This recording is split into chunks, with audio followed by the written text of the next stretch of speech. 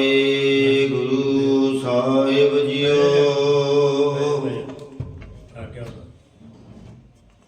ਜਿਹਵਾ ਏਕ ਗਵਣ ਗੁਣ ਕਹੀਐ, ਬੇਸੁਮਾਰ ਬੇਅੰਤ ਸੁਆਮੀ, ਤੇਰੋ ਅੰਤ ਨ ਕਿਨਹੀ ਲਈਐ।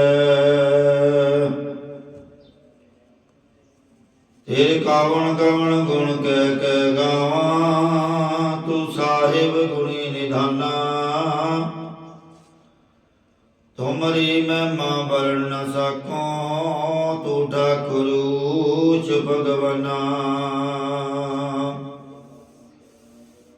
ਗਿਆਨ ਧਿਆਨ ਕਿਛ ਕਰਮ ਨ ਜਾਣਾ, ਸਾਰ ਨ ਜਾਣਾ ਤੇਰੀ। ਸਭ ਤੇ ਵੱਡਾ ਸਤਿਗੁਰ ਨਾਨਕ, ਜਿਨ ਕਲ ਰਾਖੀ ਮੇਰੀ। ਜੁਗੋ ਜੁਗ ਟਲ ਬਾਲੀਏ ਦੋ ਜਹਾਨ, ਜਗਤ ਗੁਰੂ ਦਸਾਂ ਪਾਤਸ਼ਾਹੀਆਂ ਕੀ ਆਤਮਕ ਜੋਤ ਸਰੂਪ। ਬਾਣੀ ਕੇ ਬੋਹਿਤ ਕਲਯੁਗ ਕੇ ਅਵਤਾਰ, ਗੁਰਤਾ ਗੱਦੀ ਤੇ ਵਿਰਾਜਮਾਨ। ਚੌਰ ਛਤਰ ਦੇ ਮਾਲਕ, ਧੰਨ ਧੰਨ ਸਾਹਿਬ ਸ੍ਰੀ ਗੁਰੂ ਗ੍ਰੰਥ ਸਾਹਿਬ ਜੀ ਮਹਾਰਾਜ ਜੀ ਦੀ ਨਿੱਕੀ ਗੋਦ ਅੰਦਰ ਜੁੜ ਬੈਠੀ ਗੁਰੂ ਰੂਪ, ਗੁਰੂ ਸਵਾਰੀ, ਗੁਰੂ ਪਿਆਰੀ ਸਾਧ ਸੰਗਤ ਜੀਓ। ਕਰੋ ਰਸਨਾ ਨੂੰ ਪਵਿੱਤਰ, ਗੱਜ ਵੱਜ ਕੇ ਫਤਿਹ ਪ੍ਰਵਾਨ ਕਰੋ ਜੀ। ਆਖੋ ਵਾਹਿਗੁਰੂ ਜੀ ਕਾ ਖਾਲਸਾ, ਵਾਹਿਗੁਰੂ ਜੀ ਕੀ ਫਤਿਹ। ਸੋ ਆਪ ਸਰਬੱਤ ਸੰਗਤਾਂ ਬੜੇ ਧੰਤਾ ਦੇ ਯੋਗ ਹੋ, ਜੋ ਪਿਛਲੇ ਕਾਫੀ ਲੰਮੇ ਸਮੇਂ ਤੋਂ ਗੁਰਬਾਣੀ ਦੀ ਵਿਚਾਰ ਦੇ ਨਾਲ ਜੁੜੇ ਹੋਏ ਹੋ। ਸੋ ਸੁਖਮਨੀ ਸਾਹਿਬ ਜੀ ਦੀ ਬਾਣੀ ਦੀ ਵਿਆਖਿਆ ਚੱਲ ਰਹੀ ਹੈ। ਸੋ ਆਪ ਜੀ ਨੇ ਕੱਲ 10ਵੀਂ ਅਸ਼ਟਪਦੀ ਦੀ ਵਿਆਖਿਆ ਸਰਵਣ ਕੀਤੀ। ਸੋ ਆਓ ਅੱਗੇ ਦੀ ਅਸ਼ਟਪਦੀ ਦੀ ਵਿਆਖਿਆ ਆਰੰਭ ਕਰੀਏ। ਕਰੋ ਮਨ ਬਿਰਤੀਆਂ ਇਕਾਗਰ, ਤਾਂ ਜੋ ਗੁਰਬਾਣੀ ਦੀ ਸੋਝੀ ਆਵੇ, ਭਜਨ ਬੰਦਗੀ ਦੀ ਸੋਝੀ ਆਵੇ। ਸੋ ਸਾਰੇ ਕਾਰਜਾਂ ਨੂੰ ਕਰਨ ਵਾਲਾ ਉਹ ਪ੍ਰਮਾਤਮਾ ਆਪ ਹੈ, ਕਿਉਂਕਿ ਉਸ ਤੋਂ ਇਲਾਵਾ ਹੋਰ ਕੋਈ ਨਹੀਂ। ਜੇ ਮਨੁੱਖ ਕਹੇ ਕਿ ਇਹ ਕੰਮ ਮੈਂ ਕੀਤਾ ਹੈ, ਨਹੀਂ, ਕਿਉਂਕਿ ਉਹ ਪ੍ਰਮਾਤਮਾ ਹੀ ਜੇ ਜੀਵ ਤੋਂ ਕਰਵਾਉਂਦਾ ਤਾਂ ਉਹ ਕੰਮ ਹੁੰਦਾ ਹੈ। ਸੋ ਆਓ ਵਿਆਖਿਆ ਆਰੰਭ ਕਰੀਏ। ਸ਼ਲੋਕ ਕਰਨ ਕਾਰਨ ਪ੍ਰਭ ਏਕ ਹੈ, ਦੂਸਰ ਨਾਹੀ ਕੋਇ।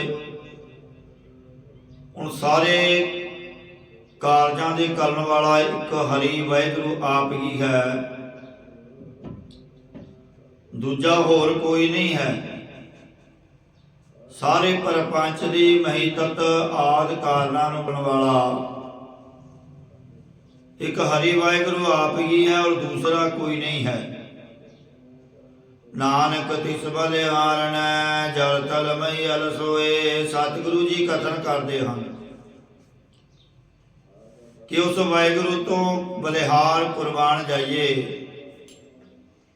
ਕਿਉਂਕਿ ਉਹ ਹੀ ਤਰਲ ਥਾਵਾਂ ਤੇ ਖੁਸ਼ਕ ਥਾਵਾਂ ਵਿੱਚ ਵਿਆਪਕ ਹੈ।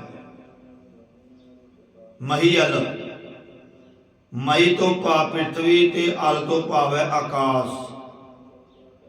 ਪ੍ਰਿਥਵੀ ਤੇ ਆਕਾਸ਼ ਵਿੱਚ ਪਰਿਪੂਰਨ ਹੈ।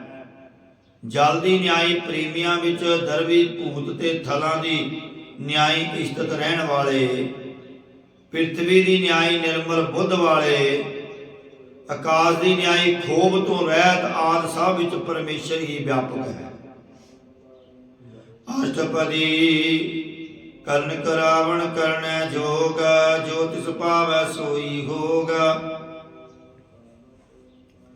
ਆਦਿ ਵਿੱਚ ਪਰਪੰਚ ਦੀ ਰਚਨਾ ਕਰਨ ਤੇ ਬ੍ਰਹਮਾ ਆਦਿਕਾਂ ਤੋਂ ਕਰਾਉਣ ਵਾਲਾ ਉਹ ਪਰਮੇਸ਼ਰ ਆਪ ਹੀ ਸੀ। ਹੁਣ ਵੀ ਸਭ ਕੁਝ ਕਰਨੇ ਨੂੰ ਉਹ ਆਪ ਹੀ ਲਾਇਕ ਸਮਰੱਥ ਹੈ।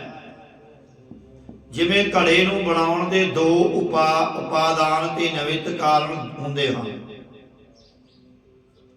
ਉਪਾਦਾਨ ਕਾਰਨ ਮਿੱਟੀ ਹੁੰਦੀ ਹੈ ਤੇ ਨਿਮਿਤ ਕਾਰਨ ਘੁਮਿਆਰ ਚੱਕ ਡੰਡਾ ਹੁੰਦੇ ਹਨ। ਇਸੇ ਪ੍ਰਕਾਰ ਉਸ ਪਰਮੇਸ਼ਰ ਨੇ ਰਜੋ ਗੁਣ, ਤਮੋ ਗੁਣ ਤੇ ਸਤੋ ਗੁਣ ਤੋਂ ਸੰਸਾਰ ਨੂੰ ਪੈਦਾ ਕੀਤਾ ਹੈ। ਭਾਵ ਰਜੋ ਗੁਣ ਬ੍ਰਹਮਾ, ਤਮੋ ਗੁਣ ਸ਼ਿਵ ਜੀ ਤੇ ਸਤੋ ਗੁਣ ਵਿਸ਼ਨੂੰ ਆਦਿ ਨੂੰ ਪੈਦਾ ਕਰਨ ਵਾਲਾ ਵੀ ਉਹ ਆਪ ਹੀ ਹੈ। ਬ੍ਰਹਮਾ ਆਦਿਕ ਦੇਵਤਿਆਂ ਨੂੰ ਪ੍ਰੇਰ ਕੇ ਜਗਤ ਵਿਨੋਂ ਉਤਪਤ ਕਰਨਾ ਤੇ ਫਿਰ ਪਾਲਣਾ ਕਰਨੀ ਅਤੇ ਫਿਰ ਲਾਇਤਾ ਕਰਨਾ, ਇਹਨਾਂ ਸਾਰੇ ਕਾਰਨਾਂ ਨੂੰ ਆਪ ਹੀ ਕਰਾਉਣੇ ਦੇ ਯੋਗ ਹੈ। ਜਿੰਨੇ ਵੀ ਕਾਰਨ ਹਿਰਨ ਗਰਭ, ਅਵਿਆਕ੍ਰਿਤ, ਤੇਜਸਵ, ਵਿਸ਼ਵ ਆਦਿ ਜੀਵ ਹੋ ਜੋ ਮੰਨੇ ਹਨ, ਇਹਨਾਂ ਤੋਂ ਕਰਨ ਕਰਾਉਣ ਵਾਲਾ ਆਪ ਹੀ ਯੋਗ ਪਰਮੇਸ਼ਰ ਹੈ। ਜੋ ਉਸ ਪਰਮੇਸ਼ਰ ਨੂੰ ਪਾਉਂਦਾ ਹੈ ਉਹ ਹੀ ਤਿੰਨਾਂ ਕਾਲਾਂ ਵਿੱਚ ਹੁੰਦਾ ਹੈ। ਖਿਨ ਮੈਂ ਤਾਪੋ ਤਾਪਣ ਹਾਰਾ, ਅੰਤ ਨਹੀਂ ਕਿਛ ਪਾਰਾ ਮਾਰਾ। ਇੱਕ ਖਿਨ ਵਿੱਚ ਮਹਿ ਵਿੱਚ ਪਰਮੇਸ਼ਰ ਜਗਤ ਨੂੰ ਪੈਦਾ ਕਰਦਾ ਹੈ, ਫਿਰ ਇਸਤਤ ਕਰਕੇ ਪਾਲਣਾ ਕਰਕੇ ਪੈਦਾ ਹੋਇਆ ਨੂੰ ਪੁੱਟਣ ਵਾਲਾ ਵੀ ਆਪ ਹੀ ਹੈ। ਖਿਨ ਮੈਂ ਥਾਪ ਉਹ ਥਾਪਦਾ, ਤਿਸ ਬਿਨ ਨਹੀਂ ਕੋਈ। ਇੱਕ ਖਿਨ ਘੱਟ ਸ਼ਬਦ ਕਿਹਾ, ਦੋ ਖਿਨ ਗੁਜ਼ਰ ਜਾਂਦੇ ਹਨ। ਨਿਆਇਕਾਂ ਦੀ ਮਤ ਅਨੁਸਾਰ ਪਿੱਪਲ ਦੇ ਪੱਤੇ ਤਾਈਂ ਸੂਈ ਲੈ ਕੇ ਪੱਤੇ ਖਵੋ ਦਈਏ ਤਾਂ ਇਤਨੇ ਵਿੱਚ ਚਾਰ ਖਿਨ ਗੁਜ਼ਰ ਜਾਂਦੇ ਹਨ। ਉਸ ਪਰਮਾਤਮਾ ਦੇ ਪਾਰ ਉਰਵਾਰ ਦਾ ਕੁਝ ਵੀ ਅੰਤ ਨਹੀਂ ਪਾਇਆ ਜਾ ਸਕਦਾ, ਜਿਵੇਂ ਸਮੁੰਦਰ ਦੇ ਜਲ ਦਾ ਅੰਤ ਨਹੀਂ ਪਾਇਆ ਜਾ ਸਕਦਾ। ਇਸੇ ਪ੍ਰਕਾਰ ਉਸੇ ਮਾਲਕ ਦਾ ਅੰਤ ਨਹੀਂ ਪਾਇਆ ਜਾ ਸਕਦਾ। ਹੁਕਮੇ ਤਾਰ ਅਦਰ ਰਹਾਵੈ, ਹੁਕਮੇ ਉਪਜੈ ਹੁਕਮ ਸਮਾਵੈ। ਉਹ ਪਰਮੇਸ਼ਰ ਆਪਣੀ ਆਗਿਆ ਵਿੱਚ ਸ੍ਰਿਸ਼ਟੀ ਨੂੰ ਪੈਦਾ ਕਰਕੇ ਆਪ ਨਿਰਾਦਰ ਆਸਰੇ ਤੋਂ ਬਗੈਰ ਰਹਿਣਾ ਕਰਦਾ ਹੈ।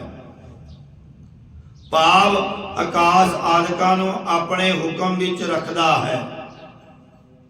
ਹੁਕਮ ਦੇ ਆਸਰੇ ਆਕਾਸ਼ ਆਦਿਕ ਸਾਰੇ ਤੱਤ ਰਹਿਣਾ ਕਰਦੇ ਹਨ। ਆਗਿਆ ਦੁਆਰਾ ਹੀ ਸਾਰੇ ਤੱਤ ਪੈਦਾ ਹੁੰਦੇ ਹਨ ਅਤੇ ਆਗਿਆ ਕਰਕੇ ਸਮਾ ਜਾਂਦੇ ਹਨ। ਹੁਕਮ ਦੇ ਵਿੱਚ ਹੀ ਸਾਰੀ ਸੁਖਮ ਸ੍ਰਿਸ਼ਟੀ ਪੈਦਾ ਹੋਈ ਤੇ ਹੁਕਮ ਵਿੱਚ ਹੀ ਅੰਤ ਨੂੰ ਸਮਾ ਜਾਂਦੀ ਹੈ। ਜਿਸ ਨੂੰ ਹੁਕਮ ਦੁਆਰਾ ਅੰਦਰ ਮੋਹ ਪੈਦਾ ਹੁੰਦਾ ਹੈ, ਉਸ ਵਿੱਚ ਅਗਿਆਨ ਸਮਾ ਜਾਂਦਾ ਹੈ। ਹੁਕਮੇ ਊਚ ਨੀਚ ਵਿਵਹਾਰ, ਹੁਕਮੇ ਅਨਕ ਰੰਗ ਪ੍ਰਕਾਰ। ਹੁਕਮੇ ਭਾਵ ਕੀ ਆਗਿਆ, ਆਗਿਆ ਵਿੱਚ ਹੀ ਸ੍ਰੇਸ਼ਟ ਤੇ ਨੀਵੇਂ ਦਾ ਵਿਵਹਾਰ ਹੁੰਦਾ ਹੈ। ਹੁਕਮ ਵਿੱਚ ਹੀ ਅਨੇਕਾਂ ਤਰ੍ਹਾਂ ਦੇ ਆਨੰਦ ਹਨ। ਜਿਵੇਂ ਰਜੋ ਗੁਣੀ ਲਾਲ ਹਨ, ਤਮੋ ਗੁਣੀ ਕਾਲੇ, ਸਤੋ ਗੁਣੀ ਚਿੱਟੇ। ਭਾਵ ਕੋਈ ਰਾਜਸੀ ਤਾਮਸੀ ਸਾਤਕੀ ਆਦਿ ਸਭ ਹੁਕਮ ਵਿੱਚ ਹੀ ਹਨ। ਭਾਵ ਸਾਰੇ ਪਰਮੇਸ਼ਰ ਦੀ ਆਗਿਆ ਵਿੱਚ ਹਨ, ਕੋਈ ਸੁਤੰਤਰ ਨਹੀਂ। ਕਰ ਕਰ ਦੇਖੈ ਆਪਣੀ ਵਡਿਆਈ, ਨਾਨਕ ਸਾਮੈ ਰਿਆ ਸਮਾਈ। ਹਰੀ ਵਾਹਿਗੁਰੂ ਆਪਣੀ ਇੱਛਾ ਅਨੁਸਾਰ ਸ੍ਰਿਸ਼ਟੀ ਨੂੰ ਪੈਦਾ ਕਰਕੇ ਆਪ ਹੀ ਦੇਖਣਾ ਕਰਦਾ ਹੈ। ਸਤਿਗੁਰੂ ਜੀ ਕਥਨ ਕਰਦੇ ਹਨ, ਹਰੀ ਵਾਹਿਗੁਰੂ ਸਾਰਿਆਂ ਵਿੱਚ ਸਮਾ ਰਿਹਾ ਹੈ। ਪ੍ਰਭ ਪਾਵੈ ਮਾਨੁਗਤ ਪਾਵੈ, ਪ੍ਰਭ ਪਾਵੈ ਤਾਂ ਪਾਤਰ ਤਰਾਵੈ। ਹਰੀ ਵਾਹਿਗੁਰੂ ਨੂੰ ਭਾਵੇ ਤਾਂ ਜੀਵ ਮੁਕਤੀ ਨੂੰ ਪਾ ਸਕਦਾ ਹੈ।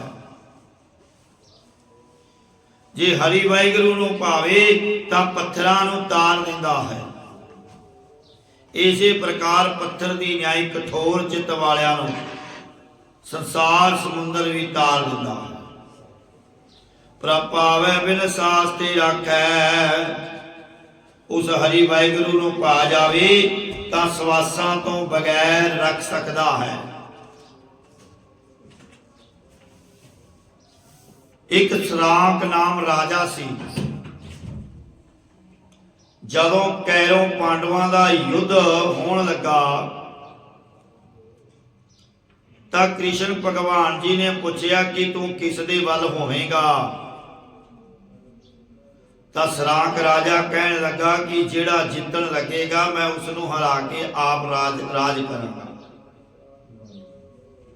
ਕ੍ਰਿਸ਼ਨ ਜੀ ਨੇ ਸੋਚਿਆ ਕਿ ਜੇ ਇਸ ਨੇ ਦੁਰਯੋਧਨ ਦੀ ਮਦਦ ਕੀਤੀ ਤਾਂ ਅਧਰਮ ਦਾ ਰਾਜ ਹੋਵੇਗਾ। ਤਾਂ ਕ੍ਰਿਸ਼ਨ ਜੀ ਨੇ ਕਿਹਾ ਕਿ ਰਾਜਨ, ਜਿਹੜੇ ਸੂਰਮੇ ਹੁੰਦੇ ਹਨ ਉਹ ਦਾਨੀ ਵੀ ਹੁੰਦੇ ਹਨ। ਤਾਂ ਰਾਜਾ ਕਹਿਣ ਲੱਗਾ ਕਿ ਮੈਂ ਵੀ ਦਾਨ ਵਿੱਚ ਸਿਰ ਤੱਕ ਦੇ ਸਕਦਾ। ਤਾਂ ਕ੍ਰਿਸ਼ਨ ਜੀ ਕਹਿਣ ਲੱਗੇ ਚੰਗਾ ਸਾਨੂੰ ਆਪਣੇ ਸਿਰ ਦਾ ਦਾਨ ਦੇਣਾ ਕਰ। ਕਹਿਣ ਲੱਗਾ ਕਿ ਮੈਂ ਤਾਂ ਜੰਗ ਵੇਖਣਾ ਹੈ।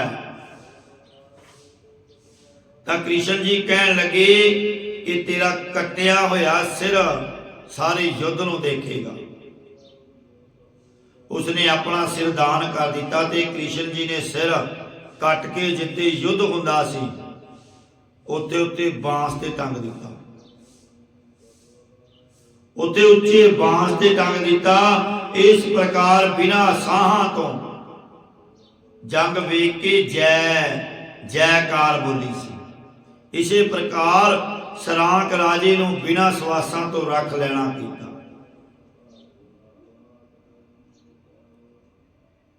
ਜਿਸ ਤਰ੍ਹਾਂ ਬਾਬਾ ਦੀਪ ਸਿੰਘ ਜੀ ਸੀਸ ਕੱਟ ਗਿਆ ਪਰ ਤਰਨ ਤਾਰਨ ਤੋਂ ਹਰਮੰਦਰ ਸਾਹਿਬ ਤੱਕ ਬਿਨਾਂ ਸੀਸ ਤੋਂ ਚੱਲੇ, ਬਿਨਾਂ ਸਵਾਸਾਂ ਤੋਂ।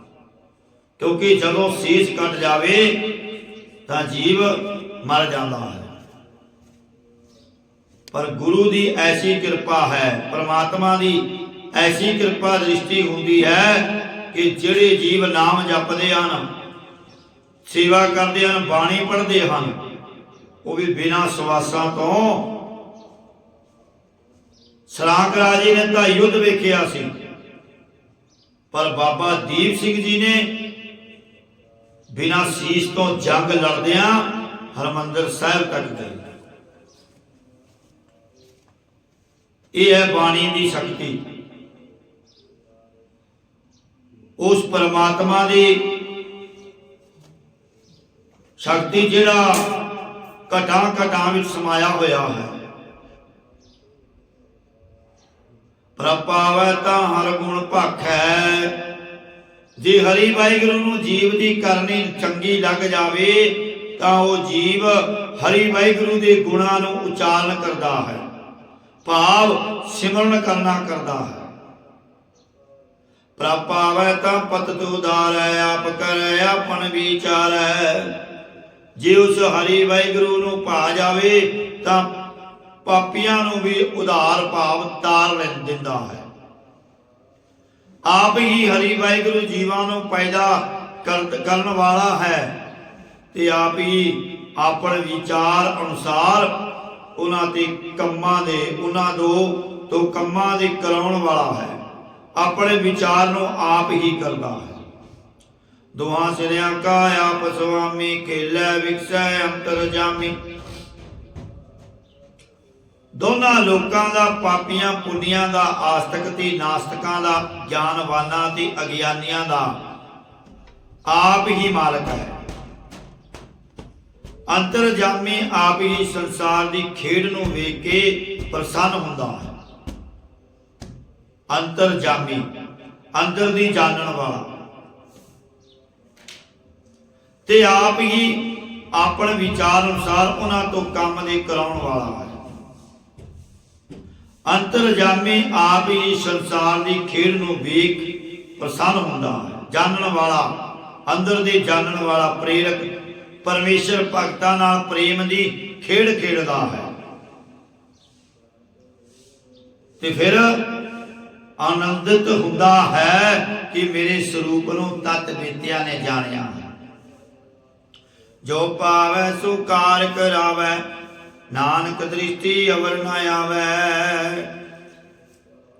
ਜੋ ਪਰਮੇਸ਼ਰ ਨੂੰ ਪਾਉਂਦਾ ਹੈ ਉਹੀ ਕੰਮ ਕਰਾਉਂਦਾ ਹੈ। ਸਤਿਗੁਰੂ ਜੀ ਕਥਨ ਕਰਦੇ ਨੇ ਕਿ ਸਾਡੀ ਨਜ਼ਰ ਵਿੱਚ ਇੱਕ ਪਰਮੇਸ਼ਰ ਹੀ ਹੈ, ਹੋਰ ਦੂਸਰਾ ਕੋਈ ਵੀ ਨਹੀਂ ਆਉਂਦਾ।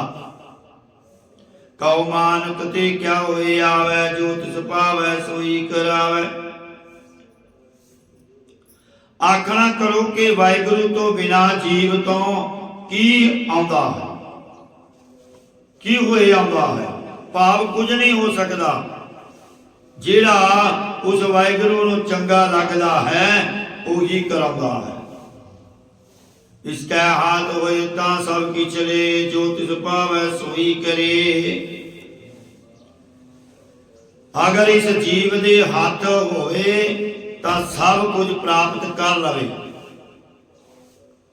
ਪਰ ਜਿਹੜਾ ਉਸ ਸਰਬ ਕਲਾ ਸਮਰੱਥ ਵਾਹਿਗੁਰੂ ਨੂੰ ਪਾਉਂਦਾ ਹੈ ਉਹੀ ਕਰਦਾ ਹੈ। ਜੇ ਕਹੀਏ ਕਿ ਇਹ ਜੀਵ ਵਿਸ਼ਿਆਂ ਵਿੱਚ ਕਿਉਂ ਰਚਿਆ ਰਹਿੰਦਾ ਹੈ ਤਾਂ ਸਤਿਗੁਰੂ ਜੀ ਕਥਨ ਕਰਦੇ ਹਨ, ਅਨਜਾਨਤ ਵਿਕਿਆ ਮੈਂ ਰਚੈ, ਜੀ ਜਾਣਤ ਆਪਨ ਆਪ ਬਚੈ। ਇਹ ਅਣਜਾਣਤ ਅਣਜਾਣ ਪੁਣੇ ਕਰਕੇ ਜੀਵ ਵਿਸ਼ਿਆਂ ਵਿੱਚ ਰਚਿਆ ਰਹਿੰਦਾ ਹੈ। ਜੇ ਜੀਵ ਜਾਣਦਾ ਹੋਵੇ ਤਾਂ ਆਪਣੇ ਆਪ ਵਿਸ਼ਿਆਂ ਤੋਂ ਬਚਿਆ ਰਹੇ। ਅਗਿਆਤ ਪੁਣੇ ਕਾਰਨ ਵਿਸ਼ਿਆਂ ਵਿੱਚ ਰਚਿਆ ਰਹਿੰਦਾ ਹੈ। ਜੇ ਕੁਝ ਸਮਝਦਾ ਹੋਵੇ ਕਿ ਇਸ ਦਾ ਫਲ ਦੁੱਖ ਹੈ ਤਾਂ ਆਪਣੇ ਆਪ ਬਚਿਆ ਰਹੇ। ਜਦੋਂ ਤੱਕ ਸਤ ਸੰਗਤ ਵਿੱਚ ਆ ਕਰਕੇ ਜੀਵ ਨਹੀਂ ਬੈਠਦਾ, ਨਾਮ ਨਹੀਂ ਜਪਦਾ, ਬਾਣੀ ਨਹੀਂ ਪੜਦਾ, ਸੇਵਾ ਨਹੀਂ ਕਰਦਾ, ਉਦੋਂ ਤੱਕ ਅਗਿਆਨ ਹੈ, ਅਣਜਾਣਪੁਣੇ ਵਿੱਚ ਹੀ ਫਿਰਦਾ ਹੈ। ਪਰਮੇ ਪੂਲਾ ਦੈ ਦਿਸਤਾਵੈ, ਨਿਮ ਕਮਾਏ ਚਾਰ ਘੁੰਟ ਫਿਰ ਆਵੈ। ਭਰਮ ਵਿੱਚ ਭੁੱਲਿਆ ਹੋਇਆ ਦਸਾਂ ਦਿਸ਼ਾਵਾਂ ਵਿੱਚ ਦੌੜਦਾ ਫਿਰਦਾ ਰਹਿੰਦਾ ਹੈ। ਦਸਾਂ ਇੰਦਰੀਆਂ ਤੇ ਵਿਸ਼ਿਆਂ ਦੇ ਪਦਾਰਥਾਂ ਪਿੱਛੇ ਦੌੜਦਾ ਰਹਿੰਦਾ ਹੈ। ਮਨ ਇੱਕ ਛਿਣ ਵਿੱਚ ਚਾਰੇ ਦਿਸ਼ਾਵਾਂ ਵਿੱਚ ਫਿਰ ਆਉਂਦਾ ਹੈ। ਕਰ ਕਿਰਪਾ ਜਿਸ ਆਪਣੀ ਭਗਤ ਦੇ, ਨਾਨਕ ਤੇ ਜਨ ਨਾਮ ਮਿਲੇ। ਪਰਮੇਸ਼ਰ ਕਿਰਪਾ ਦ੍ਰਿਸ਼ਟੀ ਕਰਕੇ ਜਿਸ ਨੂੰ ਸਤ ਸੰਗਤ ਵਿੱਚ ਮਿਲਾ ਕੇ ਆਪਣੀ ਪ੍ਰੇਮਾ ਭਗਤੀ ਦੀ ਬਖਸ਼ਿਸ਼ ਕਰ ਦਿੰਦਾ ਹੈ। ਸਤਿਗੁਰੂ ਜੀ ਕਥਨ ਕਰਦੇ ਹਨ ਕਿ ਉਹ ਪੁਰਖਤਾ ਨਾਮੇ ਦੇ ਨਾਮ ਕਰਕੇ ਪਰਮੇਸ਼ਰ ਨਾਲ ਮਿਲੇ ਭਾਵ ਅਭੇਦ ਹੋ ਜਾਂਦੇ ਹਨ। ਖਿਨ ਮੈਂ ਨੀਚ ਗੀਤ ਕੋ ਰਾਜ, ਪਾਰ ਬ੍ਰਹਮ ਗਰੀਬ ਨਿਵਾਜ। ਇੱਕ ਛਿਨ ਵਿੱਚ ਕੀੜੇ ਵੱਤ ਨੀਵੇਂ ਮਨੁੱਖ ਨੂੰ ਰਾਜ ਬਖਸ਼ ਦਿੰਦਾ ਹੈ। ਪਰਮੇਸ਼ਰ ਇੱਕ ਖਿਨ ਵਿੱਚ ਨੀਵੇਂ ਤੋਂ ਨੀਵੇਂ ਗਰੀਬ ਨੂੰ ਵੀ ਕਿਰਪਾ ਕਰਕੇ ਬ੍ਰਹਮ ਗਿਆਨ ਬਖਸ਼ ਦਿੰਦਾ ਹੈ। ਉਹ ਪਰਮੇਸ਼ਰ ਦੀਨਾਂ ਨੂੰ ਨਿਵਾਜਣ ਵਾਲਾ ਹੈ। ਜਾ ਕਾ ਦ੍ਰਿਸ਼ਟ ਕਛੂ ਨਾ ਆਵੈ, ਤਿਸ ਤਤਕਾਲ ਦੈ ਦਿਸ ਪ੍ਰਗਟਾਵੈ। ਜਿਸ ਦਾ ਪ੍ਰਤਾਪ ਨਿਗਾਹ ਵਿੱਚ ਕੁਝ ਵੀ ਨਾ ਆਉਂਦਾ ਹੋਵੇ, ਭਾਵ ਦੁਨੀਆ ਵਿੱਚ ਕੋਈ ਵੀ ਨਾ ਜਾਣਦਾ ਹੋਵੇ, ਉਸ ਸ਼ੀਘਰ ਜਲਦੀ ਦਸਾਂ ਦਿਸ਼ਾਵਾਂ ਵਿੱਚ ਪ੍ਰਸਿੱਧ ਕਰ ਦਿੰਦਾ ਹੈ। ਉਹ ਪਰਮਾਤਮਾ ਜਿਸ ਨੂੰ ਕੋਈ ਨਾ ਜਾਣਦਾ ਹੋਵੇ, ਦਸੇ ਦਿਸ਼ਾਵਾਂ ਦੇ ਵਿੱਚ ਪ੍ਰਸਿੱਧ ਕਰ ਦਿੰਦਾ ਹੈ। जाको अपनी करे बख्शीश, ताका लेखा ना कनै जगदीश। जिन्हां नूं परमेश्वर अपनी प्राप्ति कराउण वास्ते गुरां द्वारा नाम दी दात देना करता है, तां उन्हां दा फिर परमेश्वर लेखा लैण देण च नहीं करता। जियो पिंड सब तिसकी रास, कट कट पूर्ण ब्रह्म प्रकाश। ये जीव आत्मा ते शरीर आदि सब उस परमेश्वर दी पूंजी मिली हुई है। उस ब्रह्म स्वरूप दा प्रकाश घटा घटा विच पूर्ण रूप करके व्यापक हो रहा है। अपने बनते आप बनाई, नानक जीवै देख वडाई। अपनी रचना भाव संसार की बनावट वाहिगुरु ने आप बनावना कीती है। सतगुरु जी कथन करते हैं कि उस परमेश्वर की महिमा देख के जीवीदा है, जाउंदे हाँ। इसका बल नाही इस हाथ, करण करावण सर्व को नाथ। इस अल्पग जीव का प्रलाभद रूपी ताकत अपने हाथ विच नहीं है। सारे कारजां नूं करन ते कराउण वाला सारियां दा स्वामी प्रभु आप ही है। आज्ञाकारी बपरा जियो, जो तिस पावै सोई फुन थियो। यह बपरा कहा गया विचारा विचारे नूं। ये विचारा जीव उस हरि वाहिगुरु दा हुक्म विच चलण वाला है, जिवें माया आज्ञाकारी है। जिहड़ा उस वाहिगुरु नूं पाउंदा है फिर ओह कुछ उही कुछ हो रहा है। कबहू ऊच नीच मैं बसै, कबहू सुघार करंग हसै। जीव प्रलाभद दा प्रेरिया कदे श्रेष्ठ पुरखां दी संगत विच वसदा है ते कदे नीवें भाव नीच पुरखां दी संगत विच वसदा है। जीव कर्मां अनुसार कदे उच्चियां जूनां विच, कदे नीवियां जूनां विच वसदा है।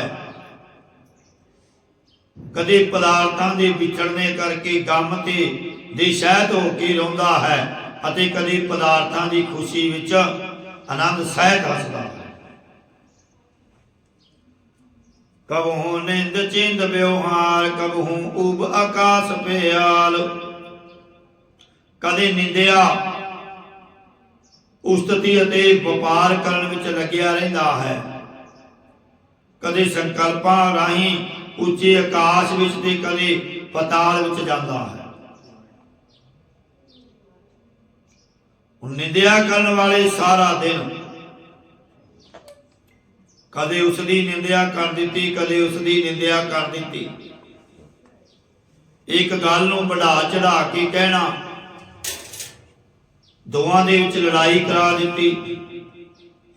ये चुगल दा काम है। निंदिया चुगली करने वाले दा काम है, क्योंकि उन्होंने उदों तक रोटी चंगी नहीं लगती जदों तक किसी की चुगली ना कर दे।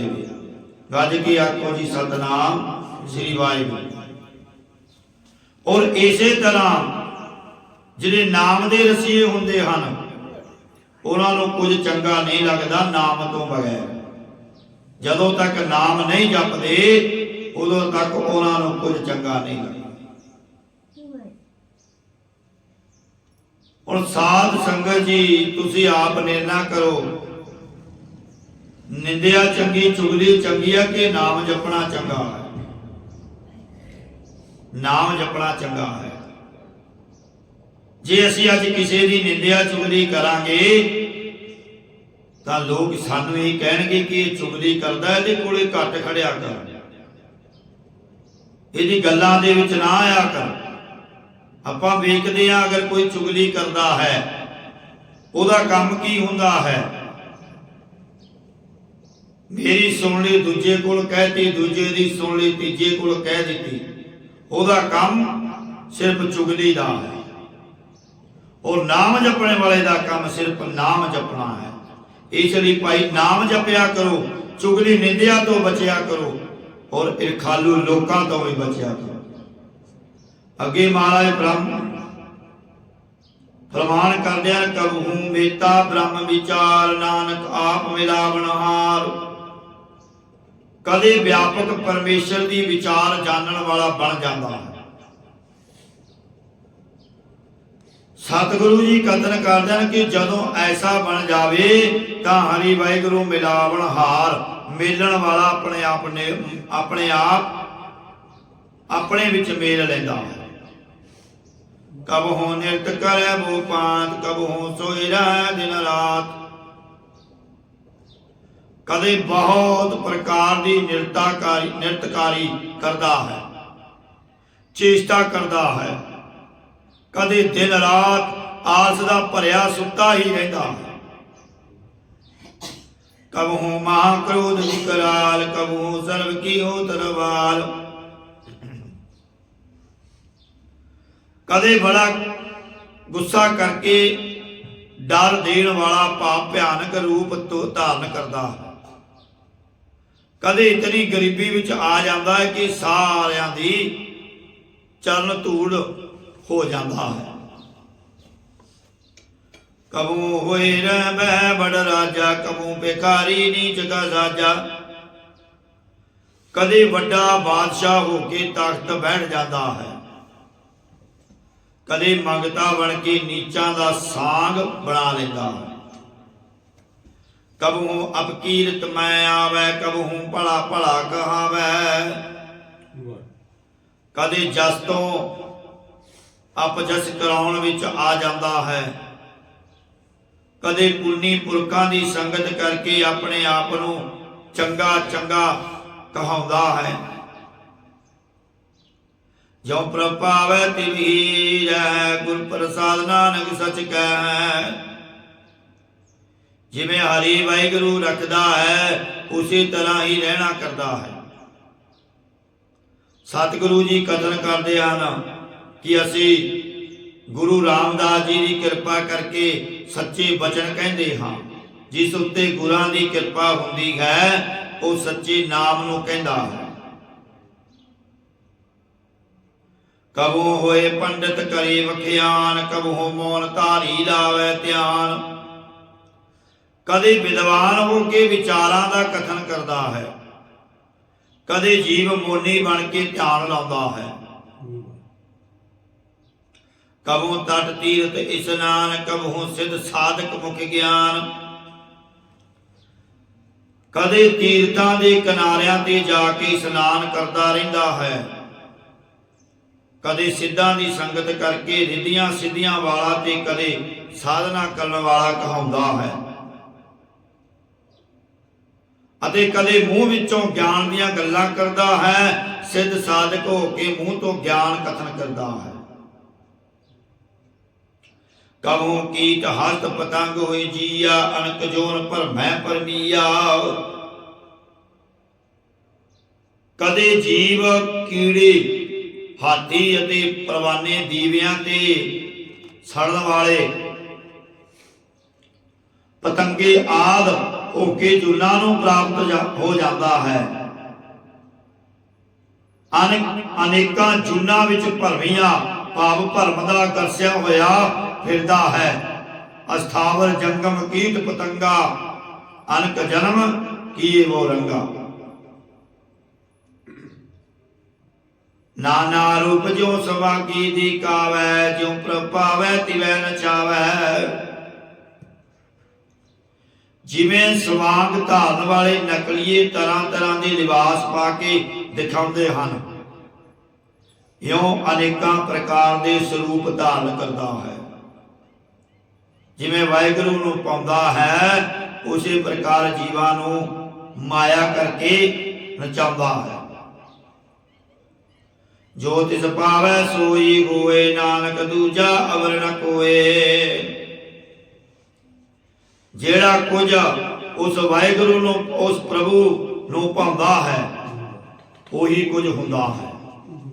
ਸਤਿਗੁਰੂ ਜੀ ਕਥਨ ਕਰਦੇ ਹਨ ਕਿ ਹਰੀ ਪਰਮੇਸ਼ਰ ਤੋਂ ਬਿਨਾ ਹੋਰ ਦੂਸਰਾ ਕੋਈ ਸਮਰੱਥ ਨਹੀਂ ਹੈ। ਕਵੋਂ ਸਾਧ ਸੰਗਤ ਉਪਾਵੈ, ਉਸ ਸਥਾਨ ਤੇ ਬੋਲ ਨਾ ਆਵੈ।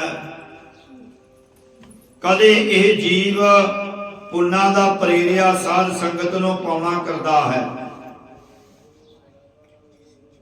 ਸਾਧੇ ਹੋਏ ਮਨ ਵਾਲੇ ਪੁਰਸ਼ਾਂ ਦੀ ਸੰਗਤ ਨੂੰ ਪਾਉਣਾ ਕਰਦਾ ਹੈ। ਫਿਰ ਉਹ ਸਤ ਸੰਗਤ ਦੁਆਰਾ ਉਸ ਤੁਰਿਆ ਪਦ ਰੂਪੀ ਸ੍ਰੇਸ਼ਟ ਥਾਂ ਤੋਂ ਮੁੜ ਕੇ ਦੁਨੀਆ ਵਿੱਚ ਨਹੀਂ ਆਉਂਦਾ। ਅੰਤਰ ਹੋਏ ਗਿਆਨ ਪ੍ਰਗਾਸ, ਉਸ ਅਸਥਾਨ ਕਾ ਨਹੀਂ ਵਿਨਾਸ਼। ਉਹਨਾਂ ਦੇ ਹਿਰਦੇ ਅੰਦਰ ਬ੍ਰਹਮ ਗਿਆਨ ਦਾ ਚਾਨਣ ਭਾਵ ਪ੍ਰਕਾਸ਼ ਹੋ ਜਾਂਦਾ ਹੈ। ਉਸ ਅਸਥਾਨ ਦਾ ਕਦੇ ਨਾਸ ਭਾਵ ਵਿਸ਼ੇਸ਼ ਕਰਕੇ ਨਾਸ ਨਹੀਂ ਹੁੰਦਾ। ਅਨਭਉ ਨਗਰ ਤਹਾਂ ਸਦ ਵਸੈ। ਮਨ ਤਨ ਨਾਮ ਰਤੇ ਇਕ ਰੰਗ, ਸਦਾ ਵਸੈ ਪਾਰ ਬ੍ਰਹਮ ਕੈ ਸੰਗ। ਜੋ ਜੀਵ ਅੰਤਸ਼ਕਰਨ ਸਰੀਰ ਅਤੇ ਬਾਣੀ ਕਰਕੇ ਇੱਕ ਨਾਮੀ ਪਰਮੇਸ਼ਰ ਦੇ ਆਨੰਦ ਵਿੱਚ ਰੰਗੇ ਤਦਾਕਾਰ ਹੋਏ ਹਨ, ਉਹ ਪਰਮਾਤਮਾ ਦੇ ਨਾਲ ਅਭੇਦ ਹੋ ਸਦਾ ਹਮੇਸ਼ਾ ਉਸ ਦੇ ਸਰੂਪ ਵਿੱਚ ਵਸਦੇ ਹਨ। ਜਿਉ ਜਲ ਮੈਂ ਜਲ ਆਏ ਕਟਾਨਾ, ਤਿਉ ਜੋਤੀ ਸੰਗ ਜੋਤ ਸਮਾਨਾ। ਜਿਵੇਂ ਸਮੁੰਦਰ ਦੇ ਪਾਣੀ ਵਿੱਚ ਨਦੀਆਂ ਦਾ ਪਾਣੀ ਆ ਕੇ ਮਿਲ ਜਾਂਦਾ ਹੈ, ਤਿਵੇਂ ਚੇਤਨ ਸਰੂਪ ਪਰਮੇਸ਼ਰ ਨਾਲ ਜੀਵ ਦੀ ਪ੍ਰਤੱਖ ਜੋਤ ਸਮਾ ਜਾਂਦੀ ਹੈ। ਸਵੈ ਸਰੂਪ ਦੀ ਲਖਤਾ ਕਰਕੇ ਅਭੇਦ ਹੋ ਜਾਂਦਾ ਹੈ। ਪ੍ਰਕਾਸ਼ ਰੂਪ ਪਰਮੇਸ਼ਰ ਨਾਲ ਜੋਤ ਰੂਪ ਹੋ ਕੇ ਸਮਾ ਜਾਂਦਾ ਹੈ। ਜਿਵੇਂ ਪੰਜਵੇਂ ਪਾਤਸ਼ਾਹ ਫਰਮਾਨ ਕਰਦੇ ਹਨ, ਸੂਰਜ ਕਿਰਨ ਮਿਲੇ ਜਲ ਕਾਜਲ ਹੁਆ ਰਾਮ, ਜੋਤੀ ਜੋਤ ਰਲੀ ਸੰਪੂਰਨ ਥੀ ਆਗ। ਜਿਉ ਜਲ ਮੈਂ ਜਲ ਆਏ ਖਟਾਨਾ, ਤਿਉ ਜੋਤੀ ਸੰਗ ਜੋਤ ਸਮਾਨਾ। ਜਿਉ ਜਲ ਜਲ ਮਹਿ ਜਪੈ ਸਰਨ ਨਿਕਸੈ, ਤਿਉ ਢੁਰ ਮਿਲਿਓ ਜੁਰਾਹੋ। ਅੰਤ ਸਮੇਂ ਜੀਵ ਉਸ ਪਰਮਾਤਮਾ ਦੇ ਵਿੱਚ ਅਭੇਦ ਹੋ ਜਾਂਦਾ ਹੈ। ਮਿਟ ਗਏ ਗਵਨ ਪਾਏ ਵਿਸਰਾਮ, ਨਾਨਕ ਪ੍ਰਭ ਕੈ ਸਦ ਕੁਰਬਾਨ। ਉਸ ਦੇ 84 ਲੱਖ ਜੂਨ ਵਿੱਚ ਆਉਣ ਤੇ ਦੇ ਚੱਕਰ ਮਿਟ ਗਏ ਹਨ ਅਤੇ ਪਰਮੇਸ਼ਰ ਸਰੂਪ ਵਿੱਚ ਸਥਿਤੀ ਪਾ ਲਈ ਹੈ। ਸਤਿਗੁਰੂ ਜੀ ਕਥਨ ਕਰਦੇ ਹਨ ਕਿ ਹਰੀ ਵਾਹਿਗੁਰੂ ਤੋਂ ਮਨ ਬਾਣੀ ਸਰੀਰ ਕਰਕੇ ਹਮੇਸ਼ਾ ਬਲਿਹਾਰ ਜਾਈਏ, ਕੁਰਬਾਨ ਜਾਈਏ। 11ਵੀਂ ਅਸ਼ਟਪਦੀ ਵਿੱਚ ਪੂਰੇ ਅੱਖਰ 969 ਪੈਰ ਵਾਲੇ ਰਾਰੇ 20 ਅੱਧੇ ਅੱਖਰ 2 ਕੁੱਲ ਅੱਖਰ 991 ਹਨ। 11ਵੀਂ ਅਸ਼ਟਪਦੀ। ਇਸ ਲਈ ਭਾਈ ਜੋ ਪਰਮਾਤਮਾ ਚਾਹੁੰਦਾ ਹੈ ਉਹੀ ਹੁੰਦਾ ਹੈ। ਜੀਵ ਤਾਂ ਐਵੇਂ ਹੀ ਮੇਰੀ ਮੇਰੀ ਕਰਦਾ ਹੈ, ਪਰਮਾਤਮਾ ਤੋਂ ਬਗੈਰ ਕੁਝ ਨਹੀਂ। ਜੋ ਕੁਝ ਹੁੰਦਾ ਉਹ ਪਰਮਾਤਮਾ ਆਪ ਕਰਦਾ ਹੈ। ਕਰੇ ਕਰਾਵੇ ਆਪੇ ਆਪ, ਮਾਨੋ ਕੈ ਕਿਛ ਨਾਹੀ ਹਾਥ। ਉਸ ਪਰਮਾਤਮਾ ਦੇ ਹੱਥ ਵਿੱਚ ਸਾਰਾ ਕੁਝ ਹੈ। ਉਹ ਜਿਉਂਦਿਆਂ ਨੂੰ, ਉਹ ਮਰਿਆਂ ਨੂੰ ਜਿਵਾ ਵੀ ਸਕਦਾ ਹੈ ਤੇ ਕਿਸੇ ਦੇ ਸਵਾਸ ਕੌਣੇ ਹਨ ਉਹ ਵੀ ਪਲਕ ਝਪਕ ਦੇ ਵਿੱਚ ਖੋ ਲੈਂਦਾ ਹੈ। ਸੋ ਇਸ ਲਈ ਭਾਈ ਪਰਮਾਤਮਾ ਦਾ ਨਾਮ ਜਪਿਆ ਕਰੋ, ਸੇਵਾ ਕਰਿਆ ਕਰੋ, ਕਿਉਂਕਿ ਜੋ ਆਪਾਂ ਕਰਾਂਗੇ ਉਹ ਆਪਾਂ ਨੂੰ ਮਿਲਣਾ ਹੈ। ਦੂਜੇ ਦਾ ਫਲ ਸਾਨੂੰ ਨਹੀਂ ਮਿਲ ਸਕਦਾ। ਦੂਜੇ ਦਾ ਕੀਤਾ ਹੋਇਆ ਸਾਨੂੰ ਪ੍ਰਾਪਤ ਨਹੀਂ ਹੋ ਸਕਦਾ। ਜੇ ਅਸੀਂ ਨਾਮ ਜਪਾਂਗੇ, ਸੇਵਾ ਕਰਾਂਗੇ ਤਾਂ ਉਸ ਦਾ ਫਲ ਸਾਨੂੰ ਮਿਲਣਾ ਹੈ। ना ही साडे घर वालियां नूं, ना ही रिश्तेदारां नूं मिलना है। जो मैं किया सो मैं पाया। जो जीव कर लवेगा, चंगे कर्म करेगा, तां दरगाह दे विच तेरा सहाई होवेगा। माड़े कर्म करेगा तां फिर नरकां दे विच पवेगा। इसलिए भाई परमात्मा दे गुण गाया करो, सेवा सिमरन करया करो, हर वेले वाहिगुरू वाहिगुरू करया करो। चुगली निंदा वालियां तो बचिया करो, क्योंकि चुगली बड़े बड़े घरां नूं पाड़ दिंदी है। इसलिए जो परमात्मा करदा वही हुंदा है। ठीक है, चुगली करने वाले की भी ड्यूटी है, उसने चुगली करनी है, पर वो जीव ने वेखना है कि मैं इसकी गल्लां विच आवां कि ना आवां। क्योंकि कई नास्तिक हुंदे हन, वो कहंदे हन कि साडे चलाए हुए साडे हुक्म नाल चल। पर जिहड़े नाम जपण वाले हुंदे हन, परमात्मा दे नाल जुड़े हुंदे हन, वो नास्तिकां दे नाल नहीं जुड़दे, वो परमात्मा दे प्यारियां दे नाल जुड़दे हन, परमात्मा नाल जुड़दे हन। सो आओ इन्हीं बेनतियां प्रवान करनियां। बाणी की व्याख्या करदिया होया इकरियां अनेकां प्रकार दीयां भुलां त्रुटियां हो जांदियां। साध संगत ते गुरु महाराज बख्शण होगन, बख्श लेना जी। गुरु घर आया करो, सेवा करया करो, सिमरन करया करो। एवें ना किसी दीयां गल्लां विच आकर के एक दूजे नाल लड़िया करो, क्योंकि किसी दा सुभाव हुंदा है कि एक दूजे नूं लड़दियां नूं वेख करके खुश हुंदा है। इसलिए सिर्फ ते सिर्फ परमात्मा नाल प्रेम करना है। आओ होइयां भुलां दी खिमा। वाहिगुरू जी का खालसा, वाहिगुरू जी की फतेह। सलोक पवन गुरु पाणी पिता, माता धरत महत, दिवस रात दोए दाई दाया। खिलै सगल जगत, चंगियाइयां बुराइयां, पाचै धर्म अधूर। धर्मी आपो अपनी, के नेड़े के दूर। जिन्नी नाम ते आया, गए मशक्कत काल। नानक ते मुख उजरे, खेती छुटी नाल। जिन्नी नाम ते आया, गए मशक्कत काल। नानक ते मुख उजरे, खेती छुटी नाल। वाहिगुरू जी का खालसा, वाहिगुरू जी की फतेह।